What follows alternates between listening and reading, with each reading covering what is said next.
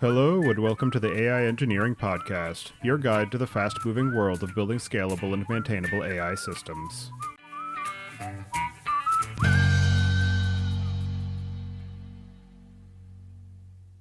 Your host is Tobias Macy, and today I'm interviewing Donny Greenberg about Runhouse and the current state of ML and AI infrastructure. So, Donny, can you start by introducing yourself? Yeah, glad to be here. I'm Donny. I'm the co-founder and CEO of Runhouse. We are a serverless distributed compute platform for AI and ML. I've been working on the project for about 2 years now. Prior to that, I was the product lead for PyTorch at Meta. I worked on almost every aspect of PyTorch and some large re-architectures of Meta's internal AI platform. So that's kind of informed a lot of the views that I have of AI ML infrastructure and the nature of Runhouse today. And do you remember how you first got started working in the area of ML and AI? Yeah, actually, I came from more like research and open source. So I was at IBM Research working on quantum computing applications, and I was a tech lead for their open source quantum algorithms software. And then PyTorch team reached out because being a kind of research and open source centric system, they wanted product help that was going to be coming from that side of the world. And so I actually came into the PyTorch team with only really quantum machine learning background, but had to quickly ramp on basically every domain within PyTorch, and then lots of the kind of lower level subsystems like compilation, distributed, et cetera. And then, gradually had to kind of broaden out into the higher level subsystems like orchestration and fault tolerance, those kinds of topics with kind of the broader machine learning lifecycle.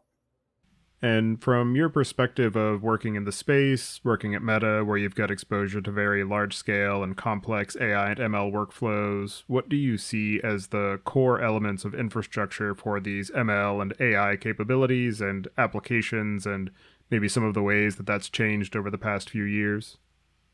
Yeah, it's an interesting question because it's changed a lot over time, and it really depends who you're asking.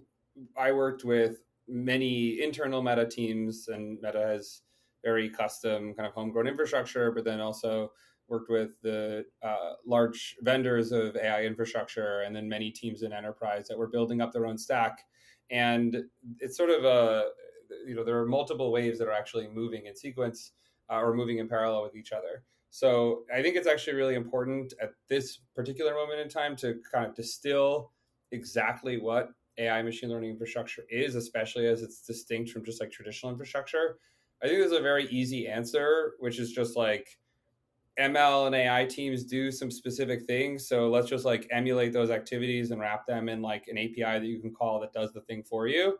And we'll call that AI ML infrastructure. But that always comes with very significant opinionation. So I would describe kind of like the first wave of AI ML infrastructure kind of is that way. It's just like very monkey see, monkey do, kind of grab bag of point solutions to various problems in the AI ML lifecycle. And then we've gotten more mature from there. So like all the opinionation that adds, right? Like when you're just wrapping a thing that somebody does in an API to do it for them, you're going to take on a lot of opinionation. And even if you're more and more thoughtful about it, it's very difficult to reopen doors that you've closed in just like the interface and the APIs proper. And also like when you're doing this for many, many companies, you often introduce features that look innocent at the time, but actually introduce a lot of opinionation because the feature itself is optimizing some aspect of the AI ML lifecycle, which depends on the methods proper. So I think after the first wave of very opinionated tools, you ended up kind of with much, much more unopinionated tools that were built kind of in these like homegrown enterprise stacks. And those included, I would say, more of a kind of like core grab bag of elements like a Kubernetes cluster, an orchestrator, some kind of serving solution. But even those had a degree of opinionation, and they were often very focused on actually just getting things working on the production side.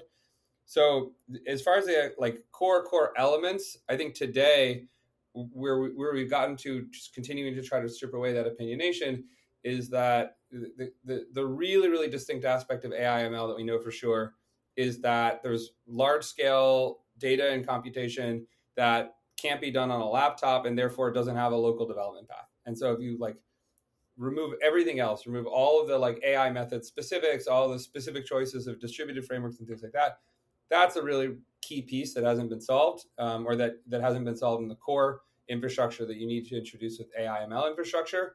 And you can kind of blow out the whole world from there. So like being able to run things on GPUs requires you to be able to have like a really interactive dev experience on remote compute, and be able to schedule that computation in some sort of shared compute environment with other people. The scale of the data not fitting in a typical laptop or even like a single dev box requires you to be able to account for kind of streamability of your workflows from one place of compute to another place of compute, or just be able to size up and down your workflows very dynamically.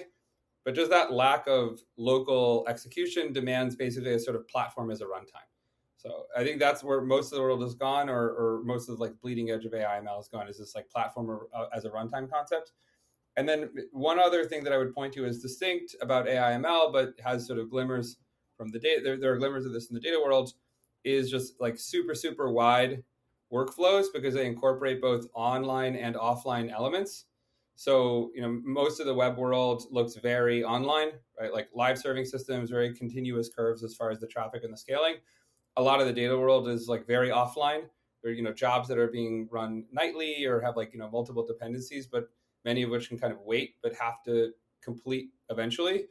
AIML tends to mix those in a way that requires like very, very wide systems to be programmed in a, like fault tolerantly and reproducibly. And that's another thing that hasn't completely been solved by either the website or the data side that AIML infrastructure tends to be focused on. And the curveball that has really come in the last couple of years is the shift of a lot of the ML and AI focus from deep learning and your traditional linear regression style ML workflows to now everything is transformer models, building off of these large language foundation models or multimodal models and being able to serve those for inference largely with some sort of context corpus. And I'm wondering how you're seeing those pressures affect the ways that people are thinking about their overall infrastructure and workflow stacks for being able to support their ML and AI objectives, and how much of the generative AI space is hype and people are still doing all of the deep learning and linear regression style ML, and how much of it is that has actually taken over a substantial portion of what people are focused on right now. Yeah, I think it's become a lot clearer over the last 2 years what exactly is AI and what exactly is ML, and then what exactly kind of falls into like distinguishes that from like classical like big data work. So I would say like classical big data work is like mobilizing data inside of a company for the purpose of like strategic decision making and analytics. And ML has always been distinct from that in that it is mobilizing data at scale within a company for the improvement of product proper, right? So that really introduces a hard fork, in those stacks, right? The mobilization of the data itself, that can mean deep learning, it can mean regression, whatever, but that really means that you're actually using the first party data in a way that adaptively improves your own systems.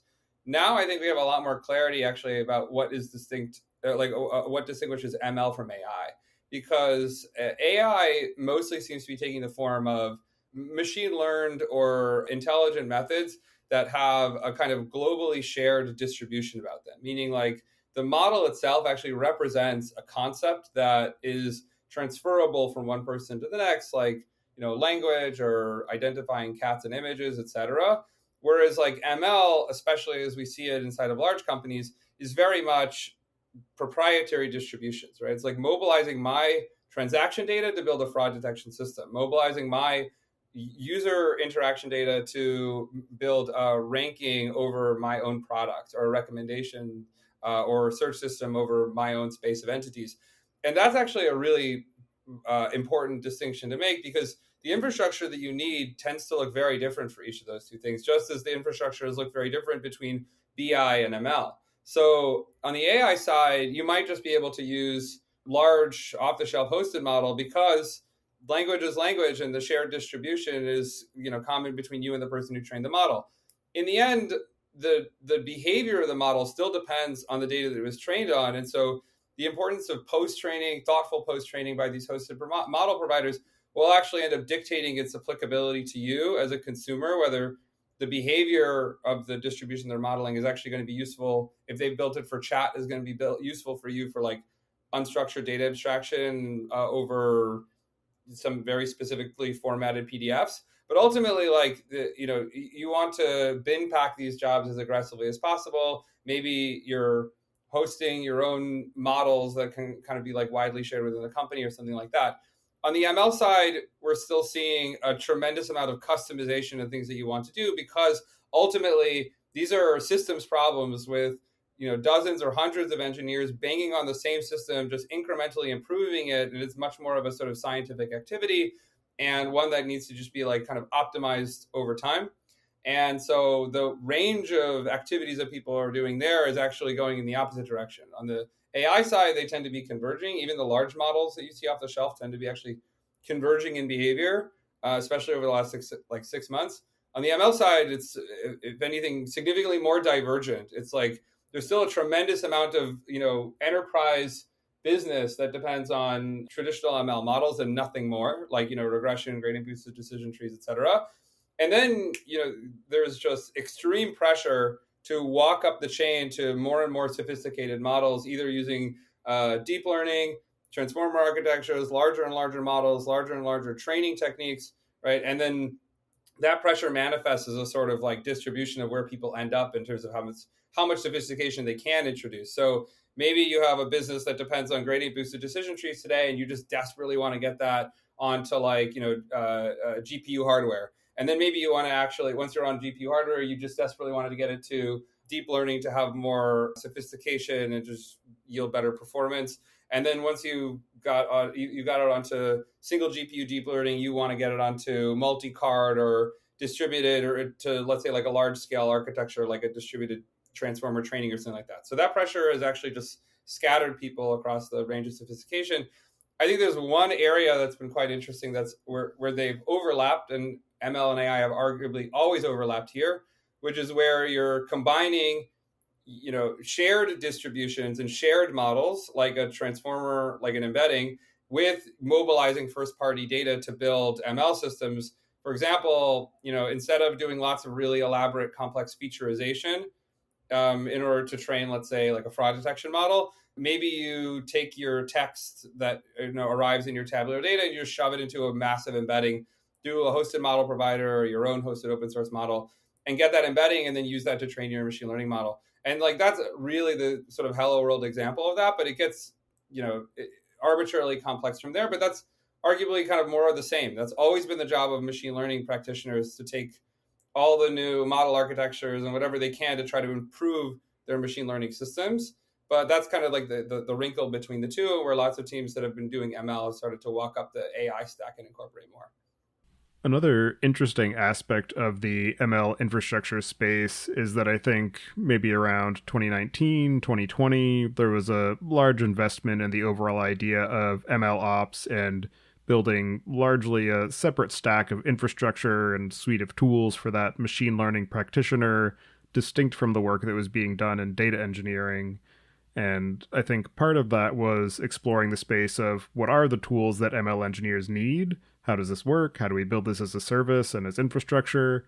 And I'm wondering what you have seen as some of the lessons out of that MLOps tool growth and the corresponding tool growth and explosion that happened in data engineering around that same time frame, and any ways that those two areas are starting to converge, or any lessons learned that are shared between those workflows. Yeah. So I think that this is the MLOps phenomenon really points to another really key distinction that should be drawn in the way that we talk about the infrastructure. AI infrastructure can be kind of pointed to as somewhat different from like ML infrastructure, where if you're talking about like AI infrastructure at scale, often that means that the definition of done is training and deploying one really huge model that models this particular shared distribution for all the people who are going to be consuming this model. And the fault tolerance necessary for training, for example, doesn't need to be that strong. Like most of these AI labs that are producing these models, are triggering trainings mostly by humans pressing enter on a laptop, and the trainings themselves are quite homogeneous. They're massive but quite homogeneous, and they work perfectly fine on Slurm. And that's the architecture you've actually seen things sort of head towards in in an AI lab, is just being able to share compute over relatively massive, over massive, relatively homogeneous jobs.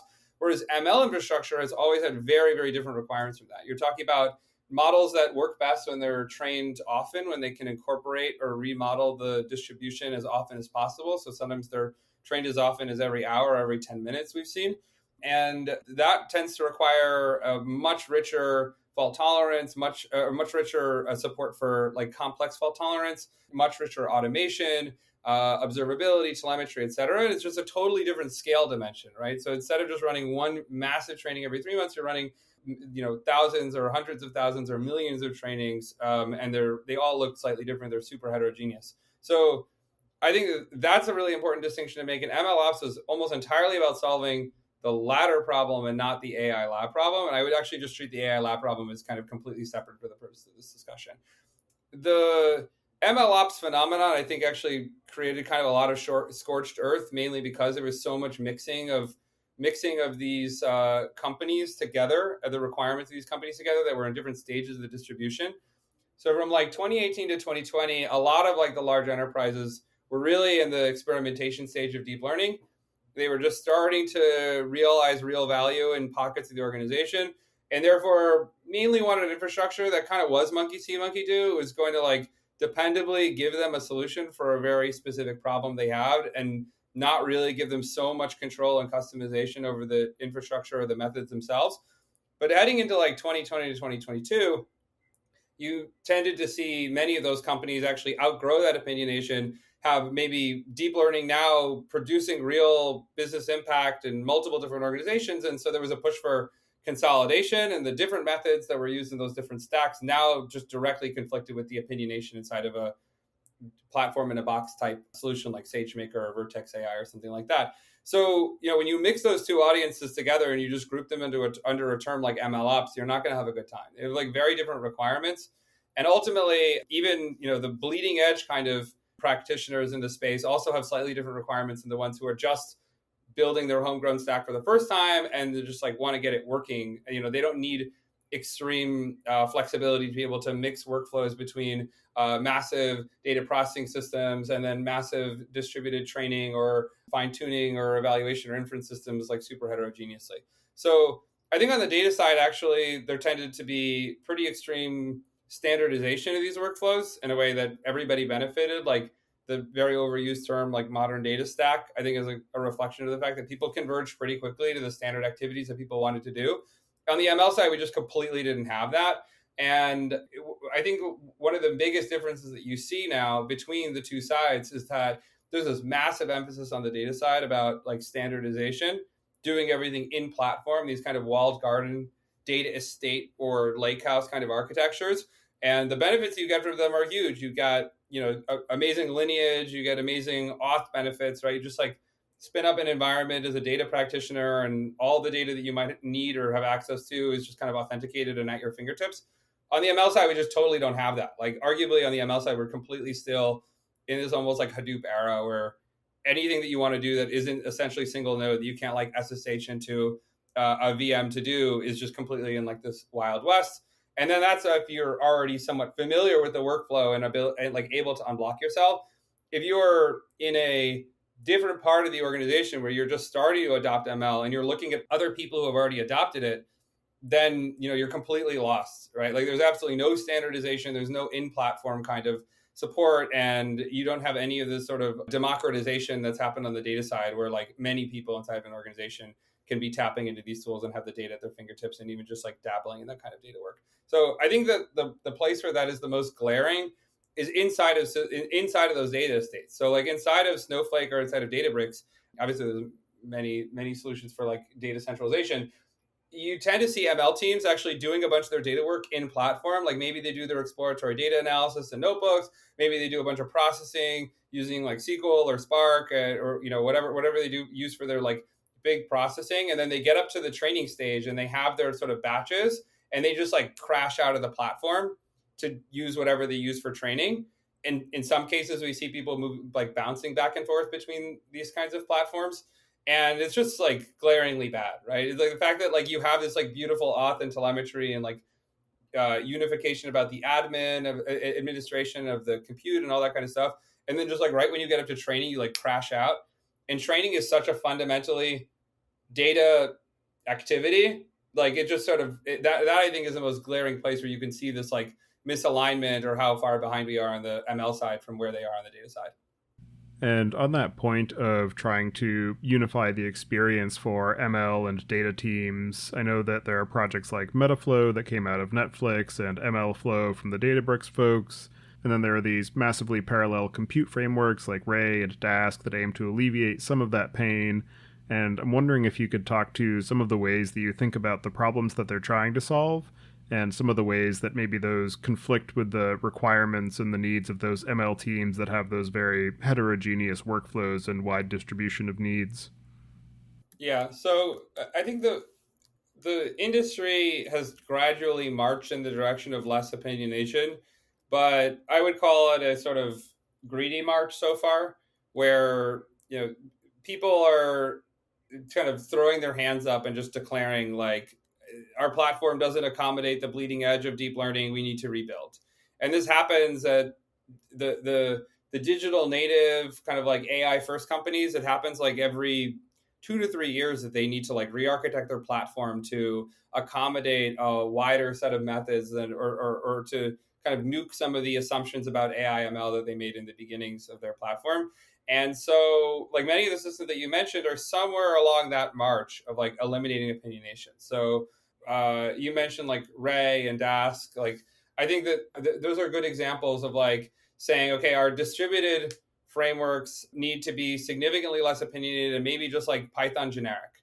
And I think that's generally a good direction. They serve as like a really strong foundation for abstractive libraries to be deployed to many different organizations and to kind of just introduce less opinionation in the lower level upon which those libraries are built.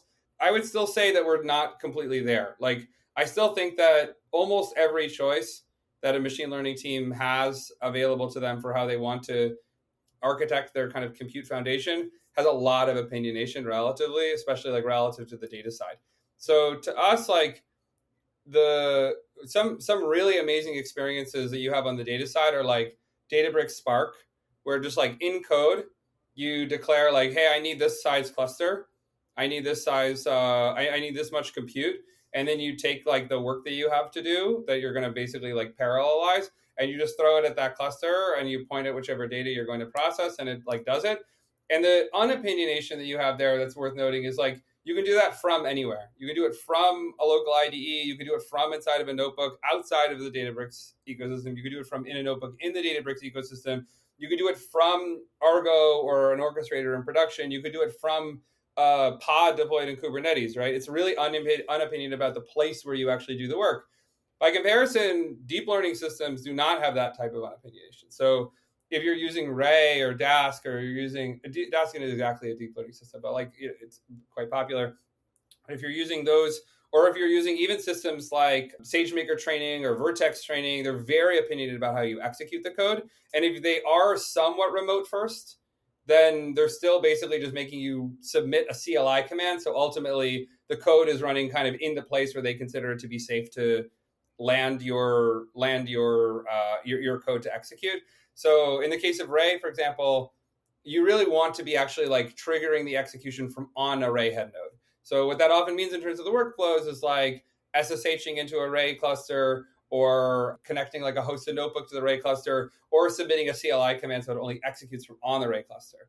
Like that's pretty disruptive, right? And that ultimately means that in production, and you've seen the stacks kind of go this way for people who have adopted Ray, your orchestration node needs to launch, or your step in your orchestrator needs to launch a Ray cluster and not just like a regular, container or whatever that may be. And so I think that's been a big phenomenon lately, is like maybe getting away from some of the problems of MLOps where research and production are super, super far apart. You have this extreme fragmentation between the stuff that you can do at real scale on your platform as a runtime type system where you're running your production jobs, and then you're unblocking your researchers and notebooks. So like Ray has been amazing for that, giving people kind of unified runtime that will work for both, but then introducing a lot more opinionation. Metaflow, I think, is kind of another great example where it solves a really core problem where the mixed execution of your kind of Python code that's running locally, that's maybe not so demanding, and then the super demanding stuff that needs to run on your platform as a runtime can be kind of interleaved. But again, it's like really opinionated. So, you need to kind of structure your workflows in this this opinionated workflow kind of structure. And if you want to use your platform in a way that doesn't exactly fall into kind of that DAG based sequence, then, tough luck. That's kind of just the way that the system has been built.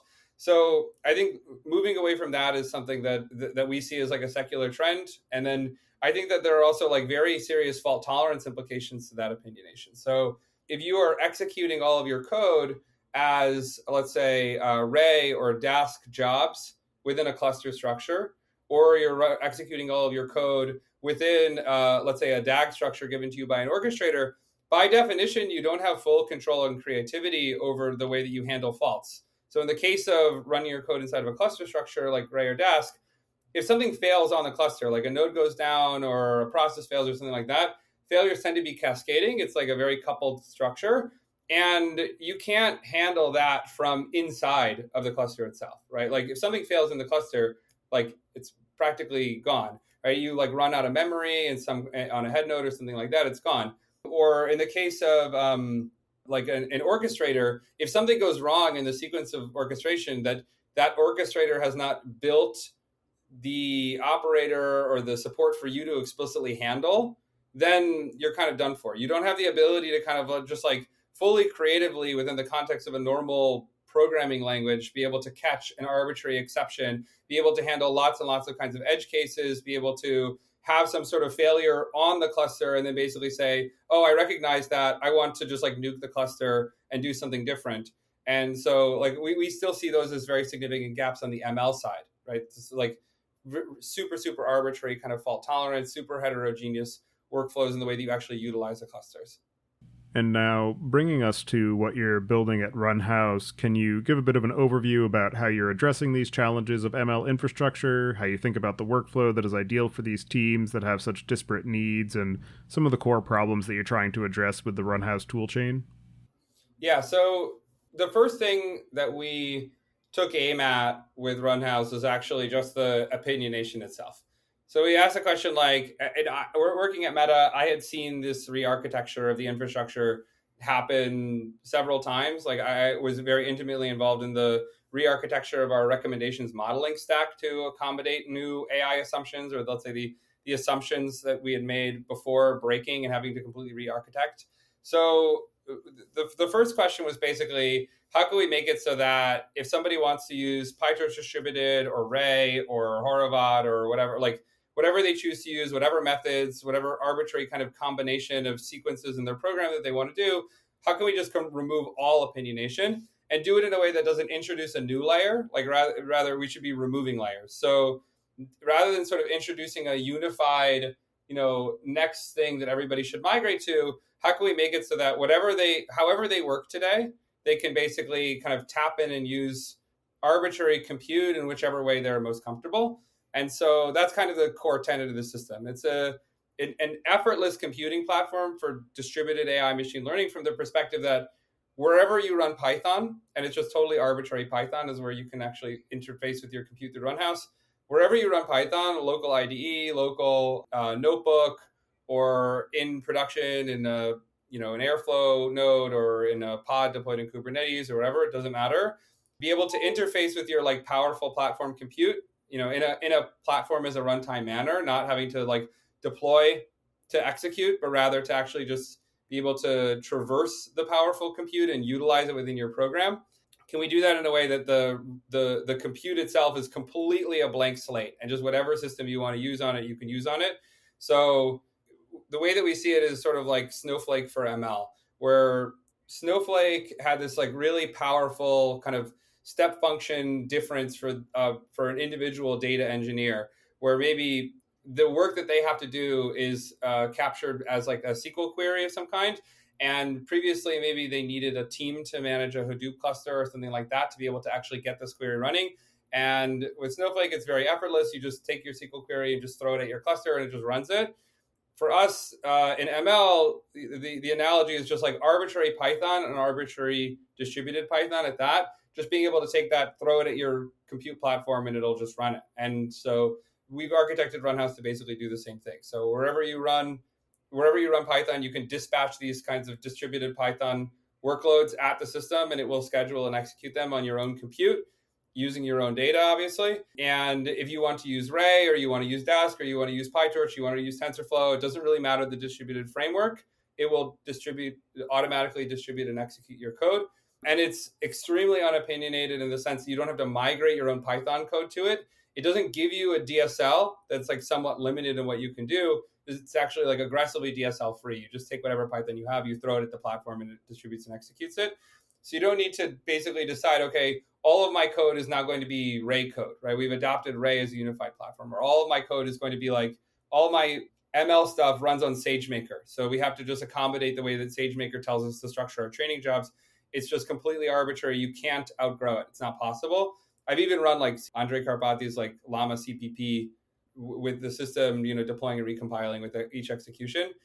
And then we were very inspired by Ray's solving the kind of research and production fragmentation, and wanted to make sure that people were not dealing with translating from research to production ever with such a system. And so from the outset, it is like completely unified for both research and production. And that was like something we worked on for over a year, just making sure that the workflow, if you're iterating with the system, is as responsive as, let's say, a notebook, meaning that when you're re-executing some super powerful job that happens within your Python workflow, it's going to redeploy and and start executing your code within about a second. And then on the production side, it has to be like super fault tolerant and reproducible through these like super wide workflows. And that's kind of like just a square zero requirement for production teams. And so that's where we kind of solve a lot of these extra cluster problems. So where, Ray or Dask or PyTorch distributed or whatever are super, super handy on the cluster, they give you like very, very powerful distributed methods on the cluster. We want to basically give you, solve the problems outside the cluster for you. So if a fault happens on the cluster, you can just catch it in Python. Or if you want to have some really complex heterogeneous workflow that involves multiple different clusters and multiple different distributed systems interacting with each other, maybe even multiple clouds, like we do that pretty natively, that's completely supported just in Python without having like a DAG DSL or any kind of opinionation about the flow of execution. And then the last piece that we focused on was basically being like a true platform as a runtime. So by not having any kind of local runtime requirement or local kind of cluster structure, we can be like extremely unopinionated about where you execute from. And one of the interesting challenges, too, about the ML space in particular is that it's building on so many other layers where you have to have the data available to be able to do the training. You have to have the data available to do the exploration and building the features. You also need to have infrastructure or some capacity to provide infrastructure to be able to execute on. So that often brings in some sort of an infrastructure or a DevOps team. And I'm curious how you think about who the target user is for Runhouse, and some of the ways that you work to support collaboration with those other roles and responsibilities that all tie in together to actually building and training and deploying these ML systems. Yeah, so a system that's sort of Snowflake for ML, it has two core audiences. In the same way that Snowflake has your people who are just like throwing SQL at the system, and then people who are actually managing and configuring the system, we also tend to see a split in enterprises or among ML teams between the people who are just like throwing workloads and the people who are actually just keeping the lights on, making sure that those workloads execute. But by being in this sort of Hadoop era of AI ML, usually what that means is that those teams are extremely coupled together. And the infra team, the team that's actually managing the execution of the workflows, tends to be extremely overworked and very focused on unblocking individual jobs. And that's like a very common pattern. We see teams that basically their infrastructure roadmap is actually just the specific items on the roadmaps of their client teams that they need to unblock this quarter. That is just an anti-pattern in my view. So we empower the ML practitioners themselves, the people who are in like a research or an ML engineer role, to not really think about the infrastructure, and specifically to not ever have to translate the ML work that they do because they've been given a template or specific execution requirements by the infrastructure team. So they're not going to be working in notebooks and then translating into Airflow, or babysitting the translation after they've done their research and handed it off to an infra team, babysitting that like this thing is being converted into the production stack in the right format. They just get this extremely neat, extremely flexible environment to be able to show up and do their ML work every day. And when they want to grab something in production and make a tweak to it and see what impact that has, that's just a normal experiment like a normal software engineer would do. They don't have to translate it back into the notebook environment or any craziness like that. On the infra side, what we want is basically to liberate those teams from actually doing the conversion, or from actually having to do the Airflow debugging and babysitting that is really characteristic of those teams. So if you see failures of some particular type of job in production, you should be able to go and look at the way that it failed and catch that exception if it's an exception that shouldn't be happening or needs to be handled in a particular way, and be able to systematize that knowledge within the system without having to figure out a way to like re-architect your entire system to be able to handle that new type of fault or something like that. So for the infra teams, unifying the compute estate also means like liberating themselves from a lot of the really, really gnarly work of ML infra, like, repeatedly debugging these like really pernicious errors and finding ways within your opinionated systems to handle them. And also just being able to unblock scale much more natively. So if maybe it was a job of an infra team to figure out how to get the platform to a place where this single GPU training can now happen multi-GPU because of a company priority to scale such and such model, or to go from single node multi-GPU to distributed, or to go from TensorFlow distributed to PyTorch distributed because we need to take advantage of this open source library for this company priority. It shouldn't be that is a 6 to 12 month activity to be able to progress machine learning proper within the company up the sophistication scale. You should be liberated to tell your practitioners, use whatever systems you like, interleave them with whatever existing systems you're using, and kind of introduce unopinionation in that manner. So it's really designed for both sides. The unopinionation benefits both. I would say that the teams who are most aggressively reaching for the system are the ones that are basically staring down that challenge today. They're like, our teams want to use, this team wants to use Ray for this one thing. Are we going to have to re-architect our entire stack so that now in Kubernetes we're launching Ray clusters instead of regular pods, or we're in Airflow, every time we get to a node we can run Ray on it, or all of our researchers have some sort of launcher that they can hit where they can request a Ray cluster instead of whatever VMs or containers are requesting today. And Runhouse is extremely surgical and obstructive or undisruptive for those situations, because inside of whatever code you already have running, inside of whatever orchestrator you're already using, or inside of whatever day-to-day dev process your ML researchers or engineers are following, you can now just take that block of code that you want to distribute with Ray and use Runhouse to send it at your platform, turn it into, automatically distribute it, wire up the Ray cluster, and you haven't had to lift a finger to be able to introduce Ray into your infrastructure mix, and you haven't had to migrate off of something else to do that, and you haven't had to migrate the code proper to adopt the Ray DSL anywhere other than that one place where you wanted to use it as a handy distributed library for that one thing, like hyperparameter optimization or data processing or something like that. Digging into the implementation of Runhouse, can you talk through some of the ways that you approached these design objectives and the end user developer experience, and how that influenced the way that you architected the solution? Yeah, so when we started Runhouse, we were already talking to hundreds of ML teams and continued basically just working closely with the ML teams we had relationships with and new ML teams across startups and enterprise and like AI native companies, to arrive at what we felt was basically a system that was AI compute at your fingertips, but completely rid of the opinionation that these teams might run into. And such a diverse set of teams, you run into a lot of opinionation. The first one that we were very sure we needed to get rid of was opinionation about the underlying hardware or the choice of compute that you could use.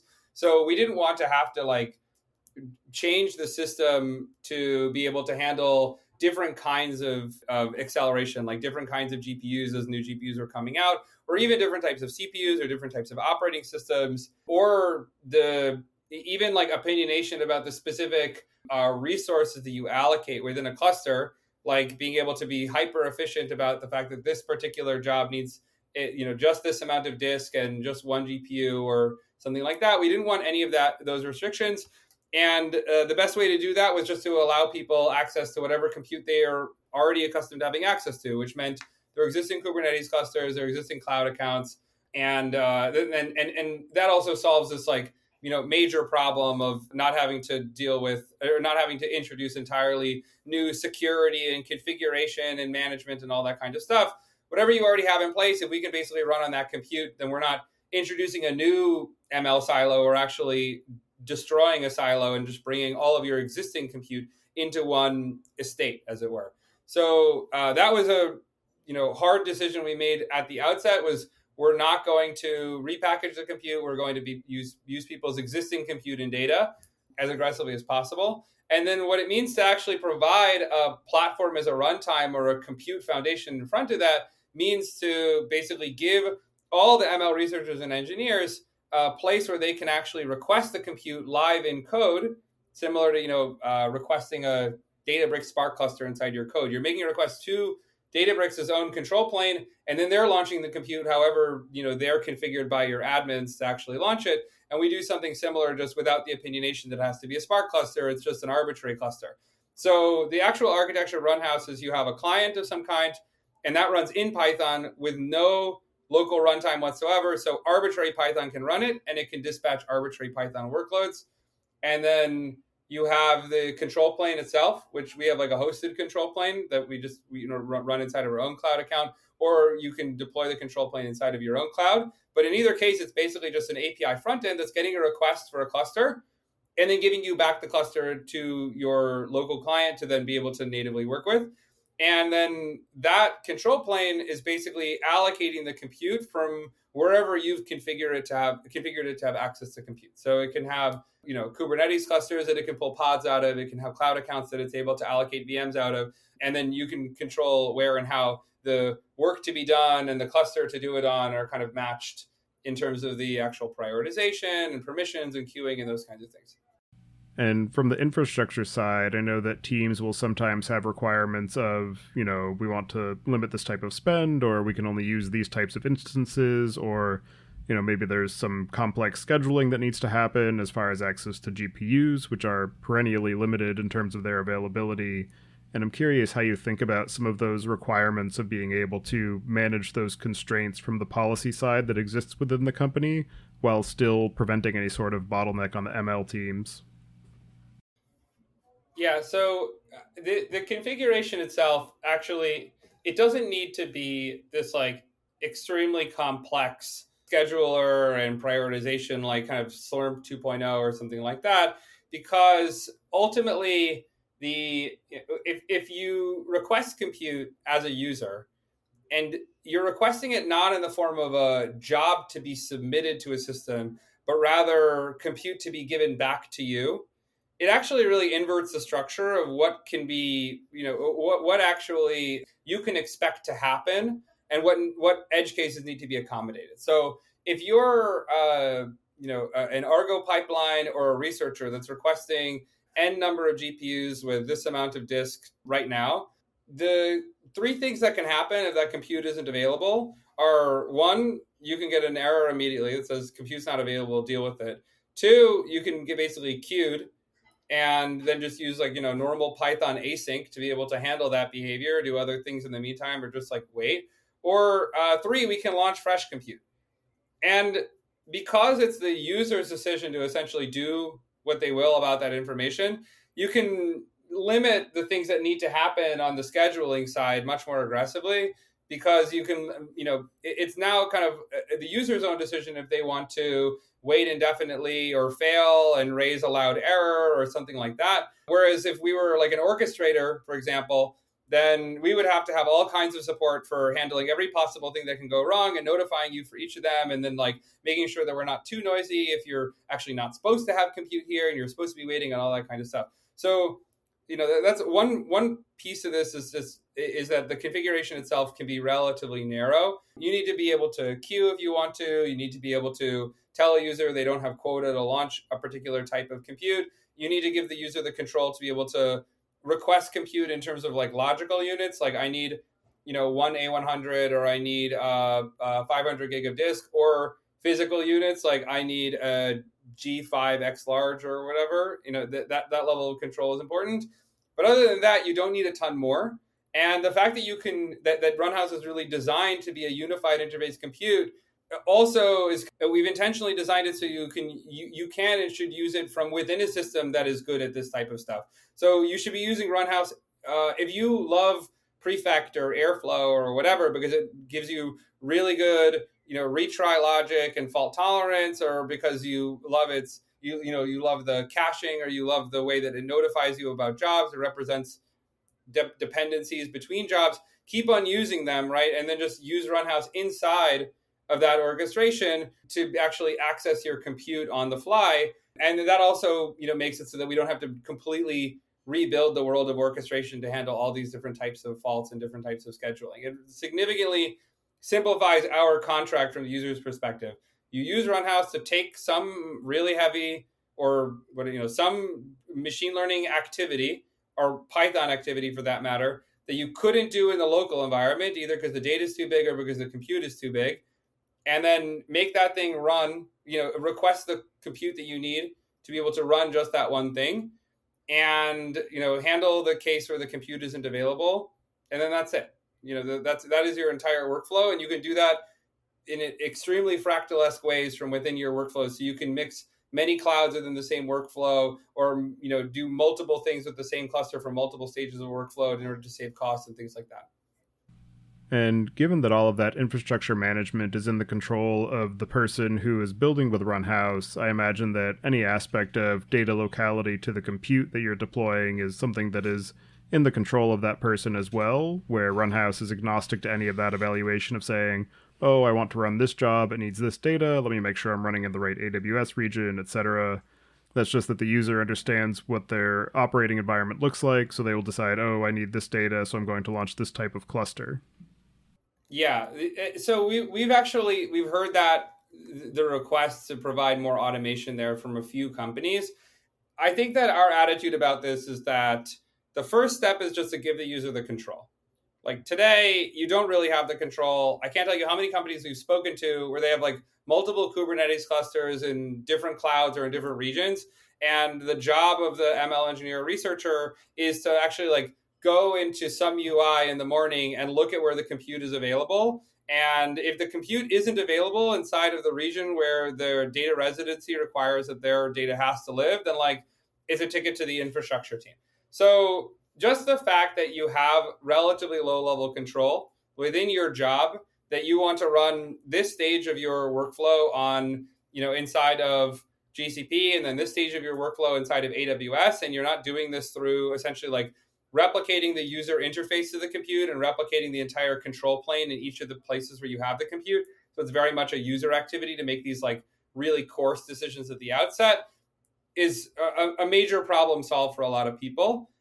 We spoke to companies where they just can't progress past CPU-only gradient-boosted decision trees. For one company, it was like they have $1 billion run rate business that depends on CPU gradient-boosted decision trees, because the data residency requirements make it such that they need to train models on inside of each of the separate regions where they're going to be utilizing different countries' data. And therefore, like that's just too complex for them to handle. They just don't have they can't replicate the control plane, and their control plane is built around Kubernetes and just like not fundamentally multi-cluster. So just giving them the control to be able to take the same ML pipeline and then just have it, run this thing on this region, run this thing on this region, run this thing on this region, is already a major step forward. Now, I think that there's another interesting problem to be solved, which is to say, in a declarative manner, the same way that I declare I need X GPU, that I need X data string or something like that, and then the system is also going to allocate a cluster for you based on where it knows what cloud it knows that data is in. But that actually just bridges us into an entirely new territory, which is essentially like data cataloging. So I think that our opportunity there is quite interesting, which is that if you're somebody that has a very rich governance structure built around your data, it would be better for you to be able to bring the ML workloads into that platform, into the data walled garden, than for you to have an entirely new ML super optimizer that is like integrated with all of your data and hyper data aware or something like that. So actually, this is something that we've thought about, like basically building native apps on top of Snowflake or Databricks, where basically just we can complete that sort of embarrassing crashing out moment for the ML teams out of the data platform. So the lineage and the governance and the auth, all that stuff just carries straight through. And because it's a native app, the compute gets allocated by the data platform in a way that is already aware of the residency requirements, the same way that your Snowflake clusters are aware of where the data lives that they're going to be processing, or your Databricks Spark clusters are aware of the data that they're going to be streaming in based on the string IDs within the Databricks platform. And as you have been building Runhouse, working with end users, customers, community members, what are some of the most interesting or innovative or unexpected ways that you've seen it applied? Yeah. So I think one of the areas that I've been particularly surprised is on the fault tolerance side. I think that fault tolerance is something that we tend to see as sort of one-dimensional, just like errors happen, like what do we do about them? Like retry, notify the user, and then kind of like maybe cache and restart the entire job. But when you have the full expressivity of Python to be able to handle faults in super wide, super heterogeneous workflows, then you tend to see actually a lot of creativity in how those faults are handled. And actually, the benefits tend to carry much further than just like better automation, lower fault rates. So we have one team that uses Runhouse for like recommendation system service that requires the retraining of a couple hundred, or it requires basically like a few thousand training jobs to be executed through Runhouse per week. And when we started working with them, they were doing this remote execution via SageMaker training. It was like extremely human demanding from a fault tolerance perspective. They spent 50% of their overall team time just like debugging errors that happen and then trying to like manually short circuit them. And so, the fact that you can't SSH into a SageMaker cluster, the overall debuggability and accessibility of the system is poor enough that like that actually just makes sense from like a team time perspective.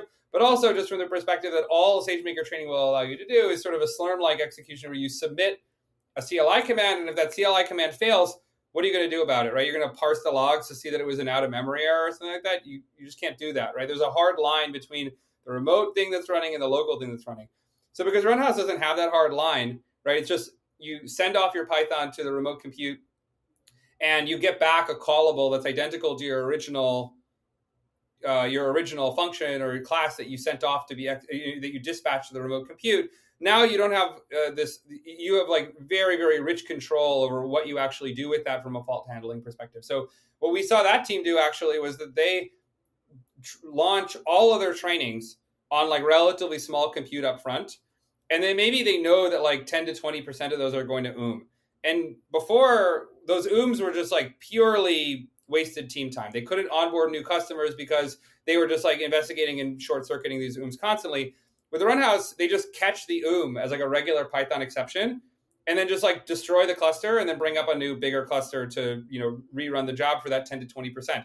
And so overall, their failure rate for their pipelines just like plummeted. It was like 40% before we started working with them, and it's like less than 0.5% after. And those are all like very easily explained errors that aren't such a priority to fix in such a complex way. But so for one, they were able to operationalize the debugging and incorporating the system that just destroys the fault, the failure rate. But then secondly, they're able to save a ton of money because they were able to launch all their jobs in a way that they were expecting from some of them. And it's just not a big deal, right? Like you catch an destroy the cluster, launch a bigger cluster. They do that actually multiple times. They'll destroy they'll catch another destroy it, bring up a new one. You can do that with many, many kinds of faults. If you get some sort of node failure in training, You don't have to tear down the entire cluster. You don't have to nuke all the data that you've loaded into the file system. You can just like calmly kill a training job, trigger a new training job that rewires up PyTorch distributed so that your failed node or your failed process or whatever is now brought back into the mix or just completely nuked out of the cluster. It's totally fine. You can make sure to checkpoint if you have a failure. You can do checkpointing in parallel, multi-threaded, because it's just trivial. It's just a separate call up to the cluster.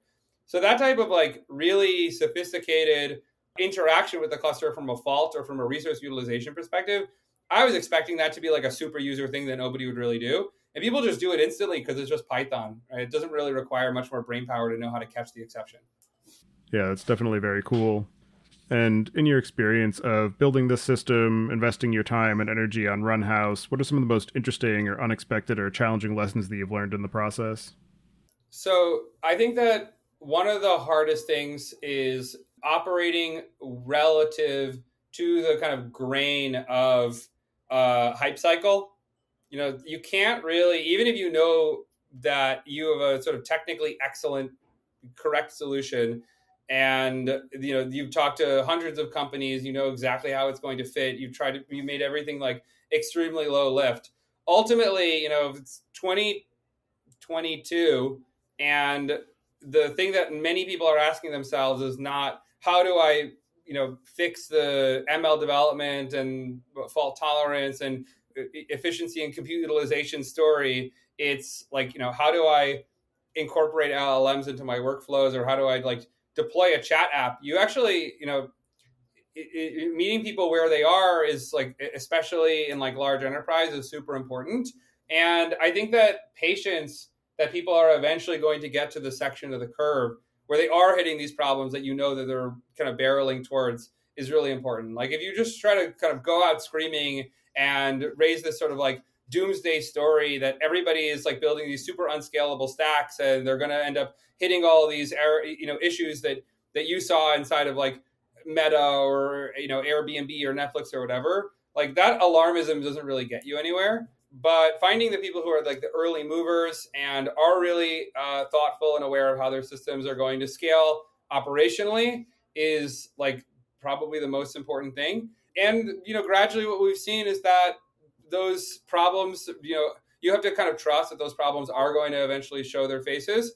And especially now that I think there's more and more of a recognition that, and the essence of ML, like the magic of ML that has been, put into that has yielded like transformative business results for Google and Facebook and Netflix, et cetera, is actually mobilizing first party data. Now we're seeing that actually like training and incorporating first party data is now completely back into the fold, and people are raising this question of like, how do we do this with extremely heterogeneous AI methods and an extreme diversity of sophistication in the different place in how we're actually utilizing compute or distributed frameworks inside of our organization.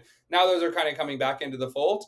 I think that there's a really dangerous kind of moment right now to be avoided, which is a lot of people kind of running around trying to convince others that you will not need to train models anymore. You could do all the ML stuff you previously did strictly through calls to some sort of hosted ML system, which are kind of playing to the challenge of ML itself, right? They're pointing out the fact that, or they're taking advantage of the fact that ML itself is hard and unfamiliar for a lot of people, and trying to give people a plausible, easy way out that maybe they just won't have to invest in it or do it. But in practice, that's a really dangerous message, because then you're going to have very, very extreme centralization or concentration of expertise to mobilize first-party data among very few people. And I guess the precedent for this would be like the ad ecosystem, right? Like if you only have a very small number of players who invest way, way more than everybody else does in their ad systems, right? Their ability to mobilize first-party data to buy or auction ads super, super effectively, then everybody else just needs to kind of consume those ad systems through the few. And in ML, I think that the more we aggressively democratize ML by making it so that you can just, whoever you are inside of a company, whatever type of engineer you are, whatever org you're in, you can tap into and take advantage of the hard parts of ML infrastructure, like, distributed frameworks and compute. and we try to democratize obviously open source is a huge part of the story. We democratize the methods proper. And so now you have two of the most important ingredients. You have the kind of prior art of what's actually worked for somebody else in the form of the open source AI methods. And you have the infrastructure at your fingertips. So you don't have to do a massive lift to be able to unblock this within your organization.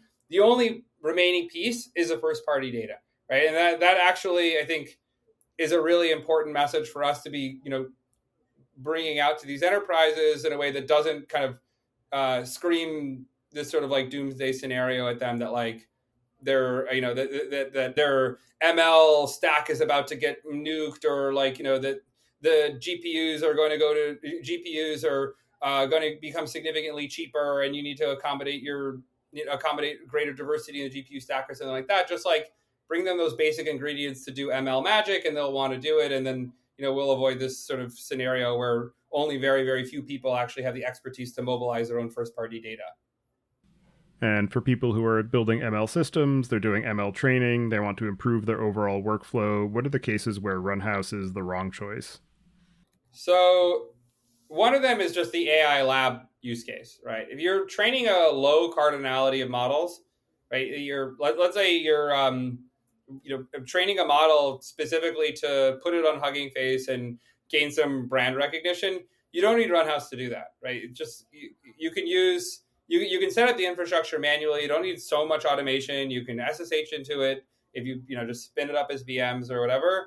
And weights and biases is really good for observing your trading workflows. Like the ML research that sort of looks like what you would do in grad school workflow, I think just doesn't really require Runhouse. Runhouse specifically shines when you have somewhat heterogeneous compute, right? Maybe like multi-cloud. We really excel at multi-cloud because the decoupled structure of the client that's running the thing and where the thing is run makes us really agnostic to the choice of like hybrid, on-prem versus cloud versus multiple cloud accounts, whatever. If you don't have heterogeneous hardware, if you don't have so much recurring execution where you need fault tolerance or automation, or you don't have such wide workflows, then Runhouse you don't need that level of sophistication.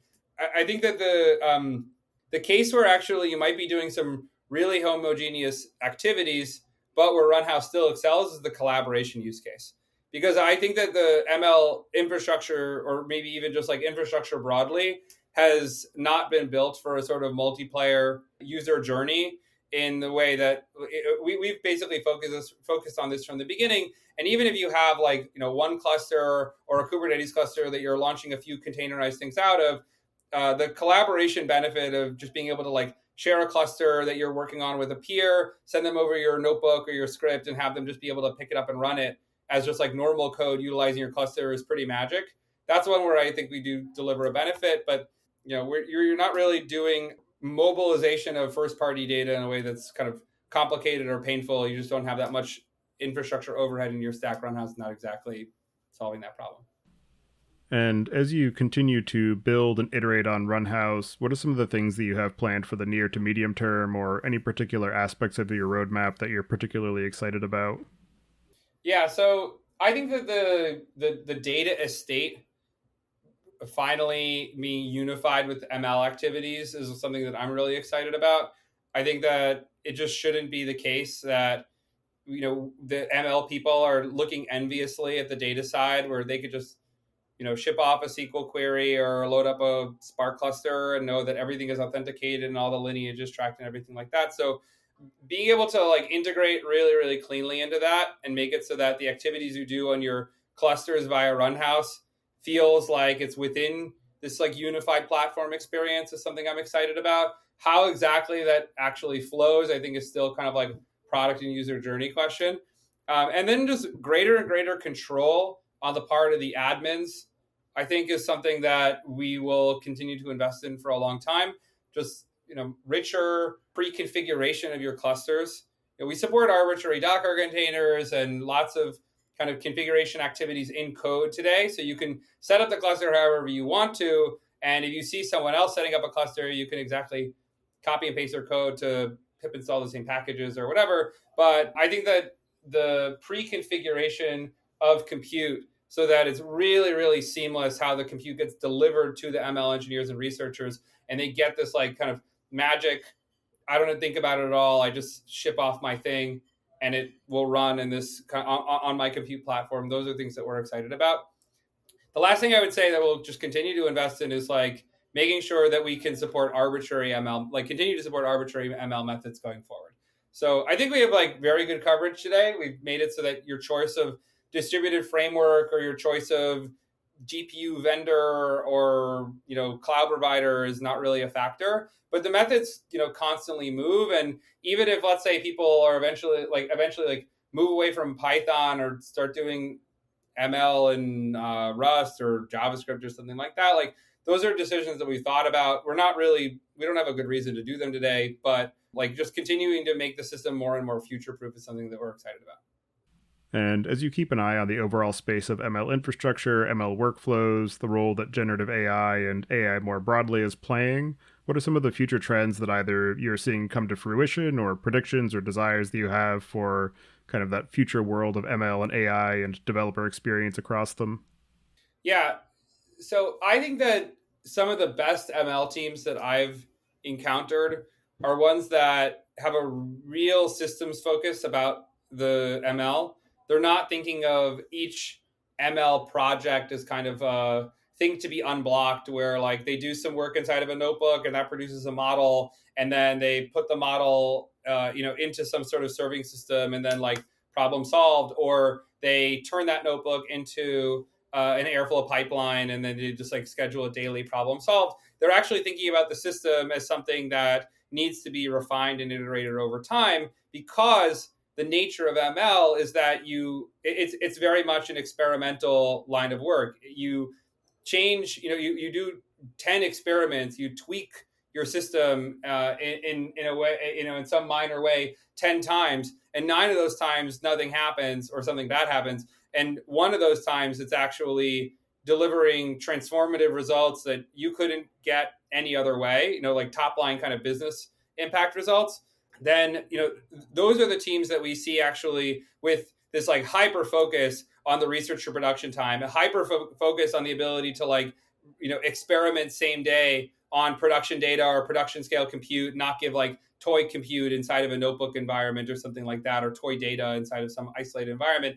So I think that as more and more teams actually recognize that ML is distinct from traditional development in that way, that like you're actually trying to create as much democratization among your workflows to be able to try anything on the system as you can and do it at scale, then more and more people are going to end up hitting a transformative impact, and having maybe more of a realistic view about why increasing the throughput of experiments equals dollars versus just like making it so that the ML team has 3 top line priorities as an org to unblock these specific ML wins that we expect to deliver impact, but like aren't exactly sure. So I think that in ML in general, you make a lot more money from the places you don't expect than the places you do. And then not having those wins actually in the bag so that you don't have to constantly re-justify that upwards is going to be something that will fundamentally change the ecosystem, I think, because it will stop having to be this like back and forth between the CFO and the ML team about what exactly they're doing, which is obviously very different from, let's say, the way that a CFO talks to like a front end team. But I think that the Gen AI detour has sort of taken us aside of taken us away from that for a brief period of time, and we're gradually coming back. And so the sooner we get back to that, I think the sooner most of the magic that ML delivers is going to happen again, and people are going to continue trying to march up the sophistication ladder of the ML system that they already have and democratize their ML infrastructure for more and more people to be able to like try things out in weird, unexpected places inside the company. But if everybody's like, the most important thing for us to do in our ML organization is like build a chat app, then probably less of that magic is going to happen. Are there any other aspects of the work that you're doing at Runhouse or the overall space of ML infrastructure that we didn't discuss yet that you'd like to cover before we close out the show? Yeah.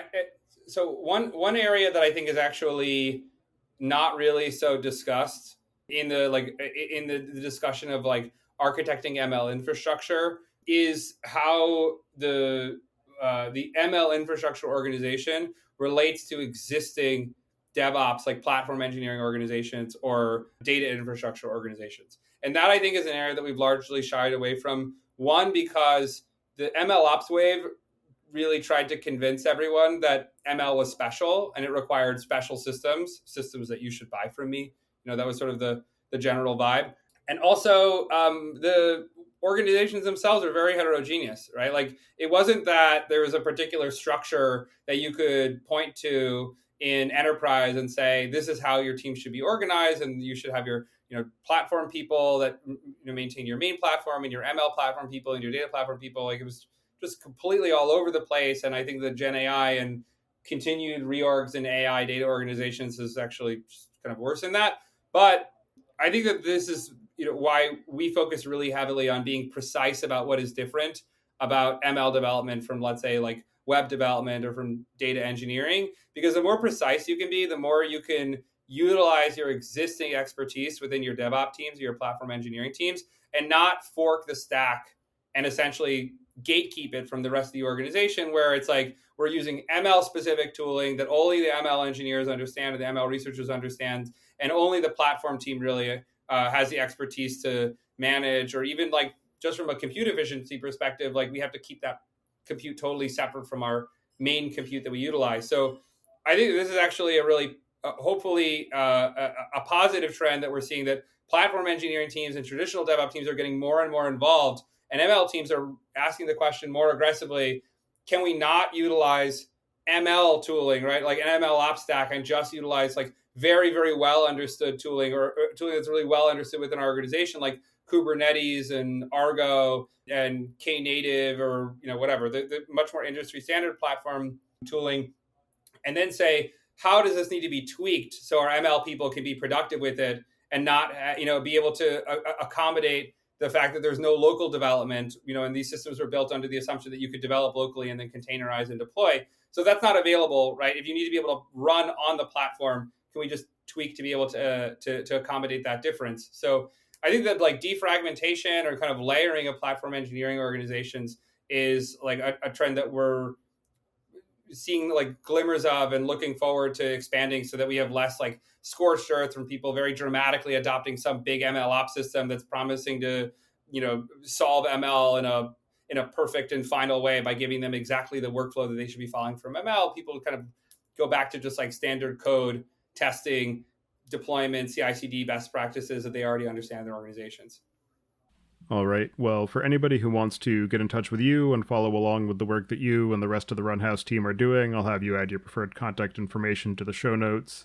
And as the final question, I'd like to get your perspective on what you see as being the biggest gaps in the tooling, technology, or human training for ML and AI systems today.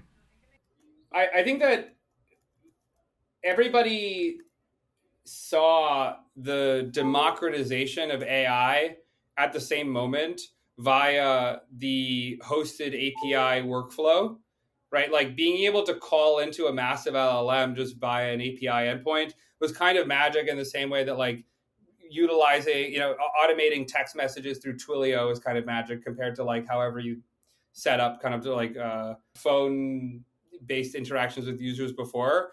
And I think that we should be extrapolating that much further, right? So obviously, the more you put an API in front of something, the more opinionated it's going to be. But just the concept of shared services at people's fingertips, both from a cost efficiency perspective, so you can like much more aggressively bin pack, and from an accessibility perspective, I think is a good thing. So, in many organizations before the Gen AI hype cycle, there was no shared text embedding that you could call, right? BERT obviously existed.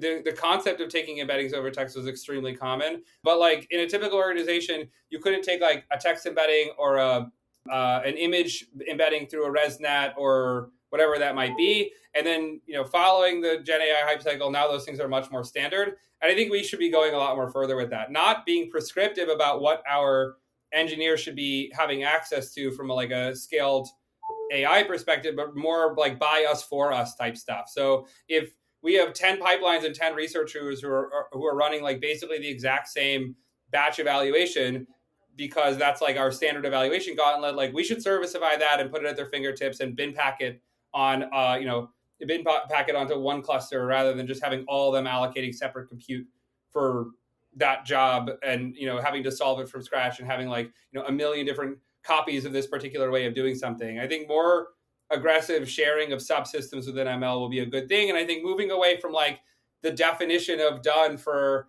production of ML being a DAG, an ML pipeline DAG, is going to help with that, because when your definition of done is a pipeline DAG, you end up with just a large collection of ML pipeline DAGs that don't really share anything between them because they have to be isolated by definition. So servicification, I think, as like something that as a direction for the future of ML infrastructure and developer experience, something we're also pretty excited about. Thank you very much for taking the time today to join me and share your experience and expertise in the space of ML infrastructure and the workflows that ML teams are relying on, the bottlenecks that they're hitting, and for the work that you're doing on Runhouse to help alleviate some of those challenges. So I appreciate all the time and energy that you're putting into that, and I hope you enjoy the rest of your day. Great. Thanks a lot for having me.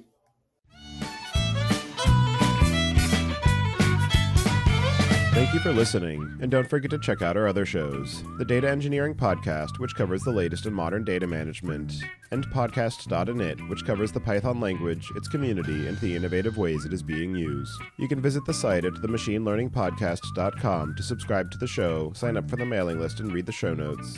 And if you've learned something or tried out a project from the show, then tell us about it. Email hosts at themachinelearningpodcast.com with your story. To help other people find the show, please leave a review on Apple Podcasts and tell your friends and coworkers.